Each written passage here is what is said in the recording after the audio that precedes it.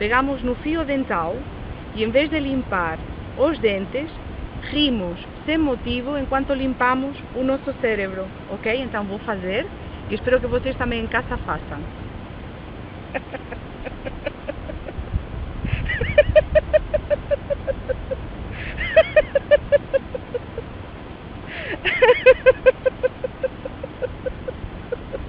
Ok, muito bem. Vou respirar, ok, profundamente. Já passaram cerca de 8 meses desde o meu último vídeo, onde falamos do fabuloso Lei Ribeiro e a magia do óleo de coco, que consegue tratar tudo, incluindo HIV. E como estamos na época natalícia, decidi deixar-vos este presente. Neste vídeo vamos falar do famoso Peter Glidden. Um senhor que conseguiu transformar-se numa sensação da internet, dizendo que a quimioterapia não funciona. Fez um vídeo que tem cerca de 7 anos e continua a circular de forma permanente nas redes sociais, partilhado por aquela tia que adora tudo que é natural, sem químicos e que sabe a verdade escondida sobre a indústria farmacêutica. Então vamos começar a ver o vídeo e desmistificar aquilo que o Sr. Glidden tem para nos dizer. Doctor, we want to talk about cancer a little bit. Various types out there. What are some of the things that you've seen in terms of your patients, and what some of the things that you've been able to do? A better thing to talk about in relationship to... Ok, vamos parar aqui. Estão a ver aquele ND?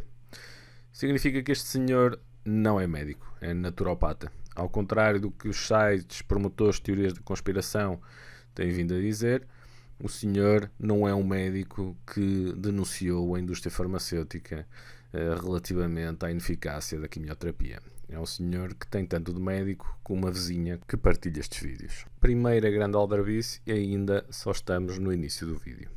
A better thing to talk about, however, is the relationship between profits and cancer in the United States. There was a study that was published, I believe it was in 1994. It was a 12-year program, 12-year study. They looked at adults who had developed cancer as an adult, not childhood cancer, but adult cancer, right? And this is the main types of cancer that we get here in the United States. They did a meta-analysis of these people all around the world who developed cancer as adults for 12 years and were treated with chemo. And they looked at the results. And they published the results in the Journal of Clinical Oncology. And the results? 97% of the time, chemotherapy does not work.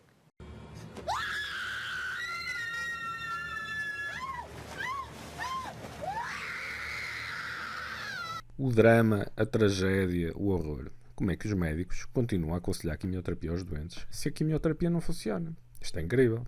Bem, na realidade não é assim tão incrível. O senhor baseia-se num estudo não de 1994, mas de 2004. É um estudo que não faz o acompanhamento dos doentes a 12 anos, mas a avaliação de sobrevivência dos doentes a 5 anos, e é conhecido por ter graves problemas metodológicos e que foi altamente criticado pela comunidade científica. Aliás, já falei deste estudo no blog em resposta, por coincidência, a um naturopata que utilizava exatamente a mesma argumentação para dizer que a quimioterapia é ineficaz. Então, quais são os problemas deste estudo? Primeiro, usaram como denominador todos os doentes diagnosticados com cancro, incluindo doentes que não teriam indicação para receber quimioterapia. Se eu quiser fazer uma comparação justa, eu teria que colocar no numerador os doentes que precisam e fizeram quimioterapia e no denominador as pessoas que precisam, mas não fizeram quimioterapia. No entanto, eles não fizeram isso. Puseram no denominador pessoas que sabemos que vão melhorar sem quimioterapia, que não têm indicação para quimioterapia, o que faz com que a eficácia da quimioterapia fique diluída. Os autores também não diferenciaram o cancro que está numa fase inicial do cancro que está numa fase tardia. E isto é importante porque quanto mais avançado está o tumor, menor a eficácia da quimioterapia na sobrevivência a 5 anos. Além disso, há doentes que fazem quimioterapia não no sentido de curarem a neoplasia, de curarem a doença, mas fazem-no de forma paliativa. Os autores também não diferenciaram os cancros em que a quimioterapia é o tratamento principal e os cancros em que a quimioterapia serve apenas como um tratamento adjuvante. Como é fácil de perceber, é muito diferente a contribuição para o prognóstico do doente quando a quimioterapia é o tratamento principal ou quando é um tratamento secundário associado ao tratamento principal, que habitualmente passa pela cirurgia. Curiosamente, os autores estudaram vários cancros, mas não incluíram alguns dos cancros em que a quimioterapia não só é o tratamento principal, como é muito eficaz. O caso das leucemias, por exemplo. Mais uma vez, menorizando a importância da quimioterapia no tratamento dos doentes oncológicos. Verificou-se também que na avaliação do cancro do ovário, os autores utilizaram apenas um estudo na qual a quimioterapia tinha sido dada a ambos os grupos. Não utilizaram estudos mais recentes e metodologicamente superiores que apontavam para uma maior eficácia da quimioterapia, o que não deixa de ser estranho.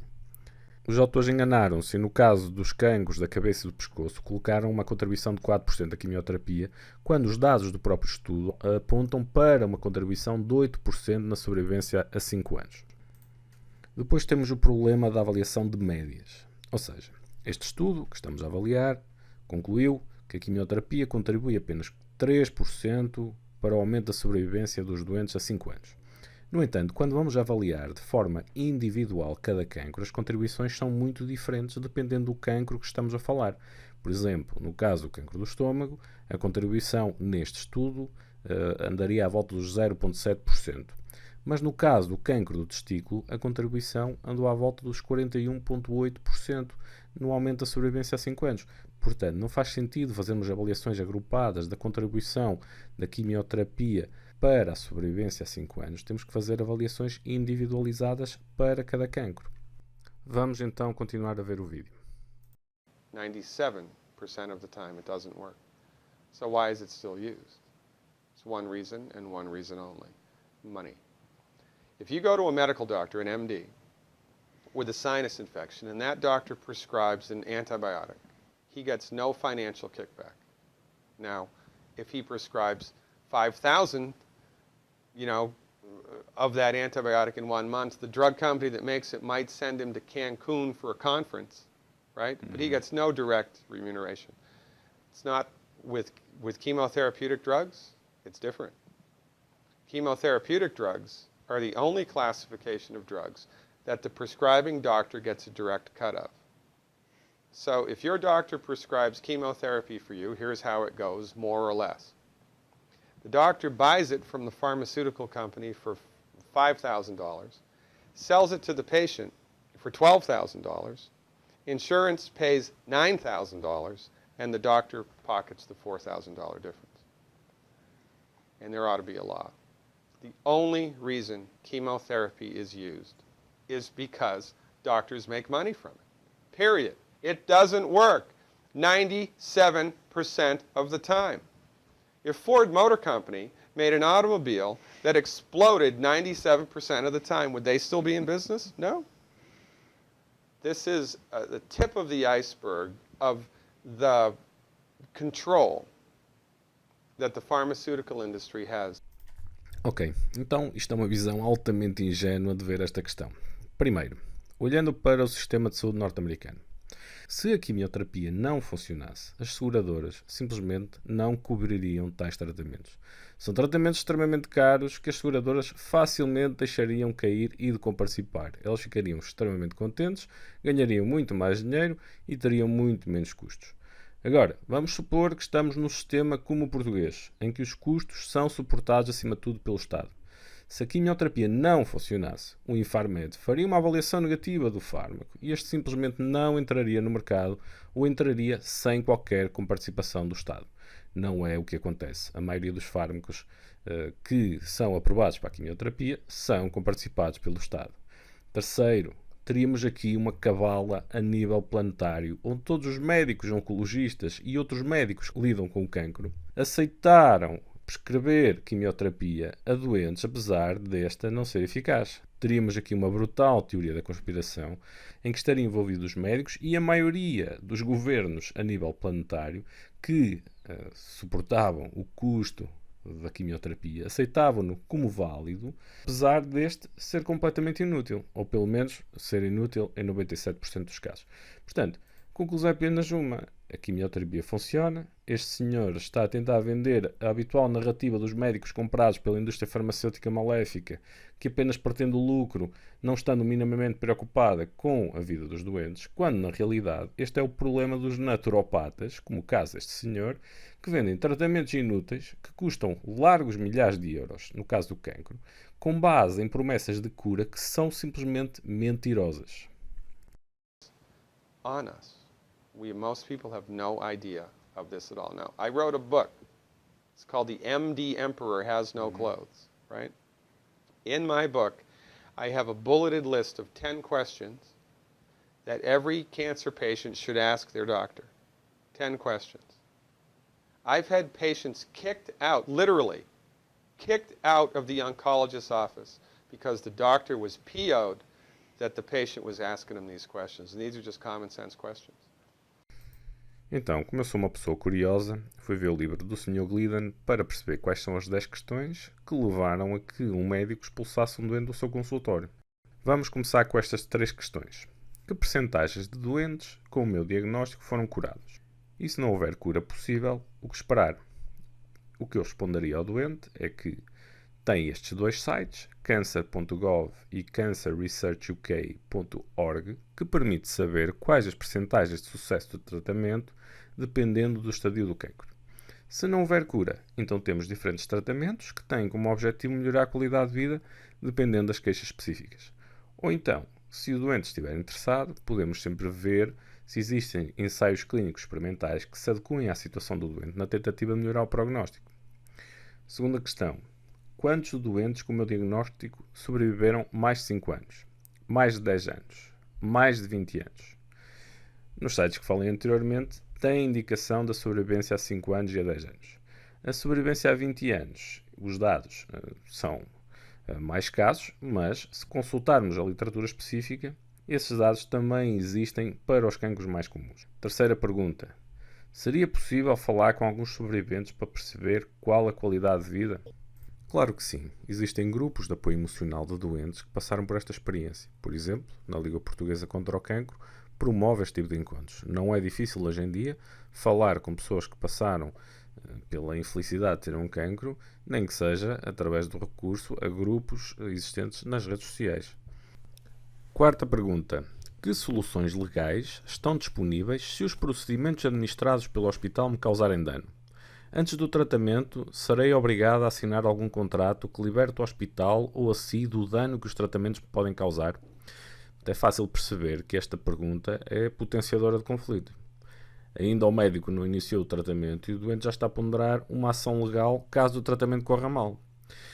Primeiro, acho que todos compreendemos que a medicação tem efeitos secundários. E no caso da quimioterapia, os efeitos secundários são potencialmente graves. No entanto, quando decidimos optar pela quimioterapia como tratamento, estamos a falar de cancro. Estamos a falar de uma doença que mata e a quimioterapia pode ser a diferença entre a vida e a morte. Não estamos a falar de tomar uma aspirina para uma dor de cabeça. O doente tem todo o direito de conhecer os efeitos secundários da quimioterapia, assim como as consequências de não fazer o tratamento. E tem todo o direito de recusar o tratamento. Agora, é preciso distinguir o que é um efeito secundário do medicamento, o que é um erro médico e o que é negligência médica. O erro médico e a negligência médica podem, de facto, levar a ações legais por parte do doente. Mas o surgimento do efeito secundário esperado devido à quimioterapia, não. Caso contrário, ninguém tomaria medicamentos, seja para o cancro, seja para uma simples dor de garganta. Quinta pergunta. A quimioterapia provou ser 97% ineficaz nos cancros do adulto, num estudo publicado no Journal of Clinical Oncology. Por que é que recomendo este tratamento? Bem, esta é fácil. Porque você anda a ver demasiados vídeos no YouTube de charlatões vendedores de banha da cobra e acreditam em quem não devia. Em pessoas que apenas lhe querem saltar a carteira, recorrendo a propaganda mentirosa. Estamos esclarecidos? Sexta pergunta. Quanto me vai custar o tratamento? Em Portugal, este tratamento vai-lhe custar 0 euros. O Estado paga o tratamento. Sétima pergunta. Qual o lucro que o hospital vai ter com este tratamento? Em Portugal, o hospital vai ter 0 lucro. Aliás, vai ter prejuízo, dado que estes tratamentos são extremamente caros. Oitava pergunta. Qual o lucro que você terá com este tratamento? Nenhum. Eu ganho tanto ao final do mês, caso você aceite fazer o tratamento ou não aceite. O médico não ganha em função do número de quimioterapias que os doentes fazem. Nona pergunta. Se pedir neste hospital um TAC ou uma ressonância magnética ou prescrever quimioterapia, quanto é que você recebe por isso? 0. Ainda vou ter chatices porque tenho que justificar à direção clínica a necessidade de pedir estes exames, porque isto, em Portugal, não dá lucro a ninguém, apenas dá prejuízo. Agora, eu compreendo que nos Estados Unidos estas perguntas façam sentido, porque o sistema de saúde é privado e depende dos seguros, porque os tratamentos são extremamente caros e pode haver benefícios indiretos aos médicos que prescrevem a quimioterapia. Mas isto não acontece na maioria dos países europeus. Portanto, ver portugueses a partilhar este vídeo, a pensarem que denunciaram a verdade escondida, é uma das coisas mais ridículas e insultuosas que pode existir para o Estado português, que assume todos os custos do tratamento, e para os médicos oncologistas que tentam fazer o melhor pelos doentes e ainda têm que levar com este tipo de conversa. Portanto, se eu fosse médico oncologista e fosse acusado de ter intenções puramente economicistas quando prescrevo quimioterapia, certamente que recomendaria ao doente a procurar outro médico. 10ª pergunta. Se você estivesse no meu lugar, faria o tratamento que está a recomendar? Mas claro que faria. Não o fizesse, não estaria a recomendar tal tratamento. Agora, eu compreendo de onde vem esta pergunta. É mais um mito propagado pelos naturopatas charlatões, dizendo que os médicos, na maioria, recusariam a quimioterapia caso tivessem cancro. Esse mito já o desfiz no blog, deixo o link na descrição. Cancer treatment in the United States, we have lost the war on cancer. We have lost the war on cancer. Why? Because cancer is not a reductionistic phenomenon. Cancer is a holistic phenomenon. And when you try to bring a reductionistic methodology like drugs and surgery to bear on a holistic phenomenon, you will completely miss the boat each and every time. You cannot do it. Medical doctors are like colorblind art critics. They can see that that's a boat. They can see the black and white outline, but they're completely blind to all of the colors and textures that make up the substance of the thing. It's no difference with cancer. The reason that people get cancer in the United States and the reason that we have completely lousy outcomes is because medical doctors are driving the research bus. Pois, a razão pela qual estamos a perder a guerra contra o cancro é porque são os médicos que estão à frente da investigação científica. Primeiro, isto não é verdade. A investigação é multidisciplinar e envolve pessoas de diversas áreas. Segundo, os naturopatas e outros terapeutas alternativos também investigam e publicam artigos científicos. Agora, a maioria dos artigos são tão maus que ninguém os leva a sério, com exceções pontuais. Falando de coisas mais interessantes, estamos a perder a guerra contra o cancro? Não me parece. Primeiro, o cancro não é uma doença, são dezenas de doenças diferentes. O naturopata é que tem uma visão reducionista e acha que uma visão holística do problema ajudará a resolvê-lo, o que não é verdade. Temos é que ter uma visão mais detalhada, mais aprofundada e mais diferenciada de cada tipo de cancro, que leva à criação de tratamentos altamente específicos para os diferentes tipos de cancro. Isso sim ajudará a resolver o problema. Agora, fica uma dica para quem está a ver este vídeo. Quando alguém utilizar a palavra holístico, fuja a 7 pés. Vai ser enganado e eventualmente roubado. Ok? Sobre a guerra contra o cancro, em particular, vamos falar de alguns dados. Entre 1975 e 2010, a mortalidade por cancro da mama diminuiu 34% nos Estados Unidos. Entre 1975 e 2002, a sobrevivência a 10 anos aumentou 28%. Ok? Entre 1990 e 2014, houve uma diminuição da mortalidade por todos os cancros na ordem dos 25% nos Estados Unidos. E essa diminuição é acompanhada pela maioria dos países desenvolvidos. Agora, se me perguntarem se a batalha está a ganha ou se a guerra está a ganha, não, há muito a fazer. Se me perguntarem se este naturopata contribuiu para alguma coisa neste aspecto, contribuiu. Nós sabemos que quem é seguido por terapeutas alternativos, incluindo naturopatas, tem pior prognóstico e morre mais de cancro. Porquê? Porque tem mais tendência a recusar quimioterapia. Levem esta para casa. When women get together and do a 5K run for breast cancer, all of that money, do you think any of that money goes to nutritional research? Do you think any of that money goes to homeopathic research or acupuncture or traditional Chinese medicine or naturopathic research? No.